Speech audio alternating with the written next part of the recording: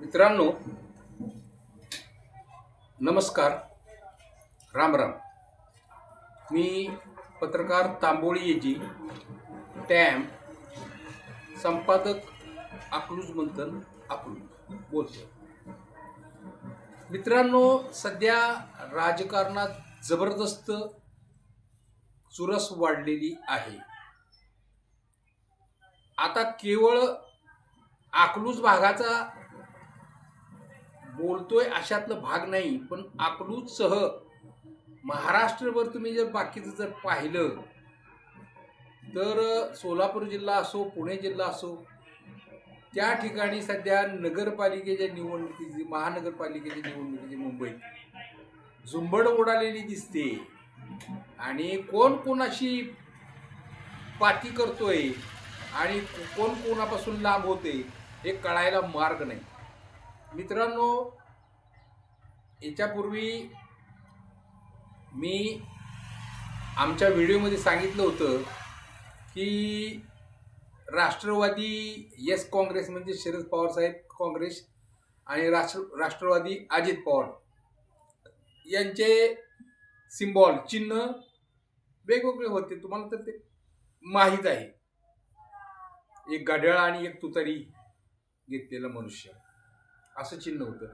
पण त्याच्यात मी शंका व्यक्त केलेली होती की आता हे एकत्र झाले तर मग कुठल्या चिन्हावर हे लढणार. आता ते अजूनपर्यंत पाहिजे तेवढं म्हणजे सिरियसली माहीत झालेलं नाही. सिरियसली म्हणजे अगदी ठामपणे माहीत होणं म्हणजे त्याला सिरियसली होणं असं माहीत होणं. आणि दुसरी गोष्ट, मुंबईमध्ये शिवसेनाचा जो ग्रुप फुटलेला आहे पूर्वी, सध्याचे उपमुख्यमंत्री शिंदेसाहेब यांचा ग्रुप वेगळाच आहे हे माहीत आहे तुम्हाला. परंतु शिवसेना ही जुनी शिवसेना कोणाची याच्यासाठी त्यांचं कोर्टात चाललेलं आहे अजूनपर्यंत. आणि सिम्बॉल कोणाकडे कुठलं गेलेलं हेही माहीत आहे. परंतु सध्या जर पाहायला गेलं तर उद्धव ठाकरे यांचा ग्रुप शिवसेना यांचं चिन्ह आणि मनसे म्हणजे रावसाहेब ठाकरे यांचं पक्ष यांचं एकत्रीकरण किंवा विलनीकरण किंवा एकत्रीकरण म्हणता येईल, हे जास्त संयुक्त ठरेल. आणि हे लोक काय करणार मग? आपापल्या चिन्हावर त्या वार्डात निवडणुका लढविणार आहेत का? बहुतेक तसंच करावं लागणार आहे, कारण त्यांची चिन्ह जरा वेगळी पडत आहे. आता पक्ष मात्र वेगळाच पडतोय ना, मनसे आणि शिवसेना.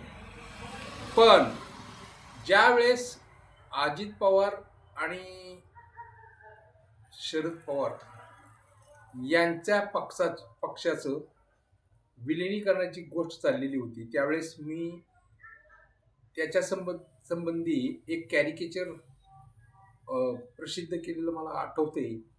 त्याच्यात मी असं दाखवलं होतं की अरे वा, यांचं छानच विलिनीकरण आहे की. आणि त्याच्यात असं ते दाखवलं होतं की मी मारल्यासारखा करतोय म्हणून एक जण बोलतोय आणि दुसरा म्हणतोय की मी रडल्यासारखा करतोय. म्हणजे हे संगनमताने चाललेला याचा खेळ होता असं लोकांचं म्हणणं आहे. इथं काय नाही झालं की मग दिल्लीत जाऊन ते सभा घेत होते, दिल्लीत जाऊन मिटिंगा व्हायच्या, दिल्लीत जाऊन सूचना निघायच्या.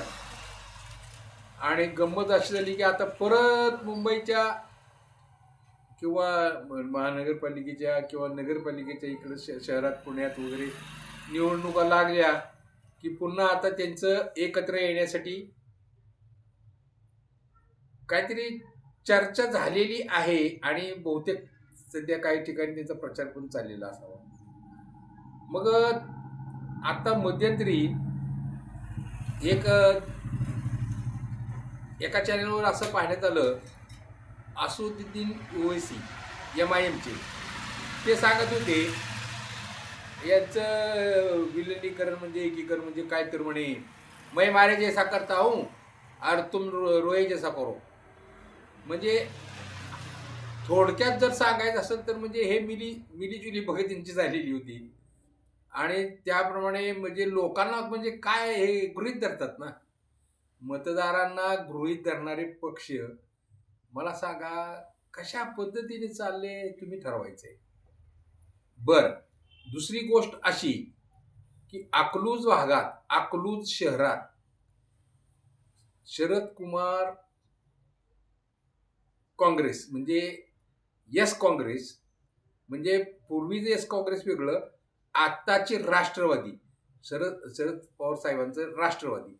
मग राष्ट्रवादी पक्षात इथले सत्ताधारी आत्ताचे जे आहेत ते आहेत त्याच्यात. तर मग आता त्यांचं जर परत वरच्या महानगरपालिकेत जर त्यांचं एकत्रीकरण झालं तर मग परत तिथे प्रश्न निर्माण होणार का नाही की बाबा सध्या कुठलं चिन्ह वापरायचं. तर मित्रांनो अनेक गोष्टी आहेत याच्यातून. सगळा एकूण आपण जर विचार केला तर अर्थ एकच निघतोय. येऊन जाऊन यांचं सगळ्यांचं संगनमत होतं किंवा एका ठिकाणी हे लोक येतात स्वतःच्या स्वार्थासाठी. आणि याच्यापूर्वी जे काही आपण मिळवलेलं आहे, मिळवलेलं प्रचंड मिळवलेलं असते. राजकारणासारखा धंदा राहिला नाही साहेब, ते लक्षात घ्या तुम्ही. आणि तिथंच पहा सध्या काय चाललंय ते, कोण कोणाला म्हणजे संपवते, कोण कोणाला वर आणते, कोण कोणाला बदनाम करते, कोण कोणाचं. आता इथून पुढं 2026 म्हणजे चालू वर्ष जे आहे ना, या एका वर्षात एकमेकांच्या इतक्या उकाळ्या पाकाळ्या काढल्या जातील. उकाळ्या पाकाळ्या म्हणतात त्याला. म्हणजे भला उसकी शर्ट मेरे शर्ट से सफेद कैसी, म्हणजे मीच किती साव, मीच किती साजूक हे दाखवण्याचा प्रयत्न होईल. त्यातल्या त्यात साजूक असं म्हणावं. किती साजूक असं नाही, साजूक हा शब्द शोभतच नाहीये.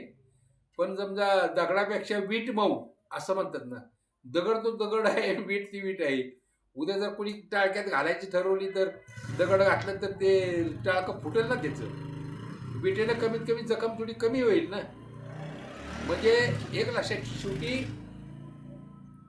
मार तर दोन्हीकडून बसणार ना, हो का नाही.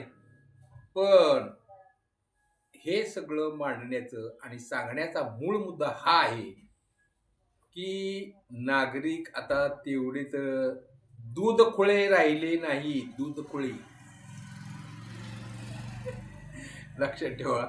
म्हणजे सर्व जाणतात, ये जो पब्लिक है ये सब जानती है, असं काहीतरी गाणं आहे ना. तर ते त्यांना कळून चुकलंय. आणि आता ही एक गोष्ट लपलेली नाही, कोणतंही पक्ष त्याला म्हणजे हे राहिलेलं नाही. आपल्या मतदारांना लुभविण्यासाठी, ठुंगविण्यासाठी, आपल्याकडं ते त्यांचं मतदान ओढून घेण्यासाठी अनेक प्रकारची आमिष देतोय. आता सहज तुम्ही जर रस्त्याने जर फिरत असाल तर तुमच्या लक्षात येईल की 2-4 मित्र एकत्र येऊन काम धंदा असो नसो कुठं करतायत, सर्व्हिस काय करतायत ते नंतरची गोष्ट आहे. पण रात्री मला तिथं बिर्याणी खाल्ली, पण मला दुसऱ्या ठिकाणी पण जायचं होतं ना. मग तिथं पण अर्धी खाल्ली आणि मी इकडं पण अर्धी खाल्ली. अहो मग नंतर तिसरं आलं माझ्याकडे. शेवटी मी म्हटलं की तू भरून दे डब्यात, मी घरी नेतो. म्हणजे बघा तुम्ही, इथं खाणारे घेणारे ऐश करणारे पण लोक आहेत, ज्या अर्थी देणारे आहेत, पार्ट्या देणारे आहेत, मर्यादा देणारे आहेत. घेणारे मग का नसणार आहेत, का नसणार आहे सांगा ना. तर इथून पुढचा काळ निवडणुकीत कसा येईल आणि काय येईल हे सांगणं कठीण. चांगले चांगले लोक विचार करू लागले. लोकशाही नावाचं जो काही प्रकार आहे, त्या लोकशाहीच्या नावाखाली लोकशाही लोकशाही लोकसाय झाली ती. साय खाण्याची पाळी आली वर. मलाई मार्के म्हणतो ना, सेपरेट मलाई खायला मिळते. त्यात जरा साखर टाकून दे वर, थोडी जर साखर टाक, मलाई मस्त खायला वाटते. आणि ते अमुक अमुक त्या हॉटेलमध्ये मलाई फार छान मिळते हा. कस्तवीनं खात असतो ती. तसं मग सुरू होईल. मिळालेली मलाई लपविण्यासाठी सत्ता हवी आणि सत्तेसाठी कुछ भी चलेगा. मित्रांनो, हे निश्चितच बरं नाहीये. आपल्या मनाला हे बरं वाटत नाहीये. पण काय करणार काय? त्याला कोणीतरी एक जणच कारणीभूत आहे असं म्हणता येत नाही. मग अशा सगळ्या संकटावर मात करून अकलूजकर आपला झेंडा रोवतात. ते कशाच्या जोरावर? कशाच्या जोरावर सांगा ना. तुम्ही पण म्हणणार मग काय त्यांनी काय गोळ्या वाटल्या का बिस्किटं वाटली म्हणणार. अकलूजकर कधी अकलूजकरांचं कामच बोलतंयच आहे. अकलूजकरांचं काम तिथं समोर दिसतंय. आपलं काय काम दिसतंय का हे बघा. आणि त्या पद्धतीने इतर पक्षांनी त्यांच्या म्हणजे व्यूहरचना व्यूहरचना करणं. आता इथून पुढे तुम्ही किती व्यूहरचना करा, शेवटी समोर तुम्हाला दिसणार आहे अकलूजकर. काय दिसणार समोर? अकलूजकर. हे तुम्ही जरा नीट लक्षात ठेवा. मी बोलतोय म्हणजे येणारं उत्तर काय असणार आहे ते सांगतोय. मित्रांनो, आता तुम्हाला जाता जाता एक बोलायला हरकत नाही. तुम्हाला जर हा व्हिडिओ आवडला, लाईक करा, सबस्क्राईब करा. पुन्हा भेटू आपण. नमस्कार.